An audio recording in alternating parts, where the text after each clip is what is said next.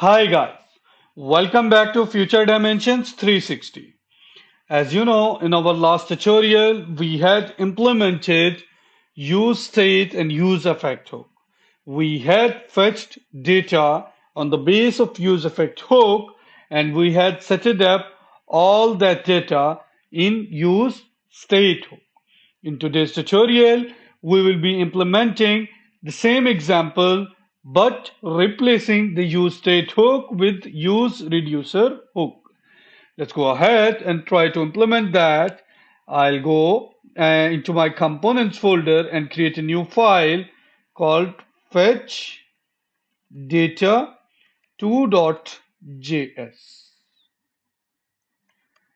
Now RFC, I'll create a functional component. I'll just do the necessary imports. This time I will be importing useReducer and useEffect hook. Other than that, I will be importing an Axios package as well. And that's it. Our imports are done. Now what we have to do here is we have to create an initial state for the useReducer hook along with the reducer function. We will be keeping the similar variable same, but this time in the form of object. How? Let's see const initial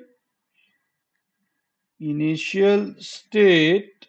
I will be using same variables but in the form of object. What are our variables? Loading, post, and error. The loading, the initial value will be true. Then post, the initial value will be empty object, and error. The initial value will be empty. Secondly, we need a reducer function that will be const reducer equals to an arrow function, and this arrow function take two things as an input, state and action. So if I will move back to my previous video code, you guys can see in my useEffect I have two scenarios, either the success case or the failure case. So in my reducer I should have the switch statement with two scenarios.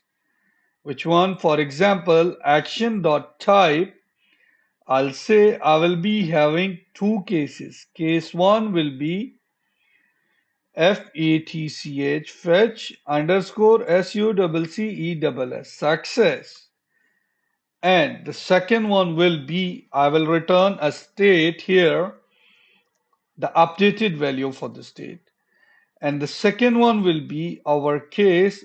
I will copy paste. Wait a while, let me just fix the state first. The loading will become false inside the state. Similarly, our post will become action.payload, whatever the payload we will pass. And the third thing is error. Error will be turned to empty string. Same three things we have done here, we had achieved here. Similarly, I will copy the case and paste it down again. But this time the fetch success will be changed to fetch error. In case of error, my post will be empty and my error will be something went wrong. I will be adding a default case also. So let me add default case here as well. In default case, let's return the state as it is without any changes. So that's it. My reducer function is ready. Let me just minimize the code for reducer function initial state. So let me go ahead into my component and hit the call to my useReducer hook that will return the state and a dispatch method. What will return? The dispatch method and state will be returned by the reducer. useReducer hook. The reducer and initial state will be an argument to my useReducer hook. Similarly, I have to call useEffect hook that I have done in my previous video. I'll just take a code from the previous video and do some necessary changes in it. Let me go ahead and copy paste it here. Instead of passing each state variable separately, I'll just call it dispatch, and inside dispatch I have two type of parameters. One will be my type. For example, in case of success, the type will be what? I'll copy paste fetch success. And my data means my payload will be response dot data. In case of error, I don't want payload because we are adding the error hard coded here. So it should be, sorry, it should be capital. That will be much better. And fetch error. Let's hit save, and we have to show our state here as well. For that one also, I'll copy paste this code and I will embed state in the beginning of each variable. Which state? This one that we are returning back from a reducer hook. State.loading, state.post.title, state.error, and state.error. Let's hit save.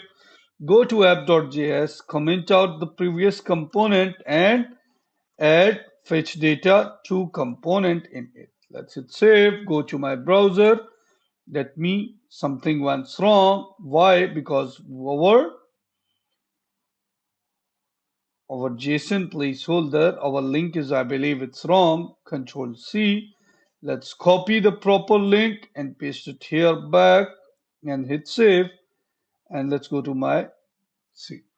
See, I am able to see the loading within a chunks or within some milliseconds in the beginning, and my data is fetched immediately later on. I am able to see in the browser my post title.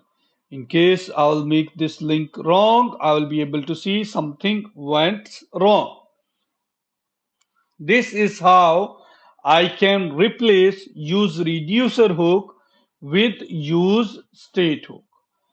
This is the final example that we had learned by using useReducer hook. I hope you guys understand it in detail. So that's it for useReducer hook. We had almost covered up all the topic against useReducer hook. Please don't forget to like and subscribe our channel. See you inshallah in the next video. Take care. Goodbye.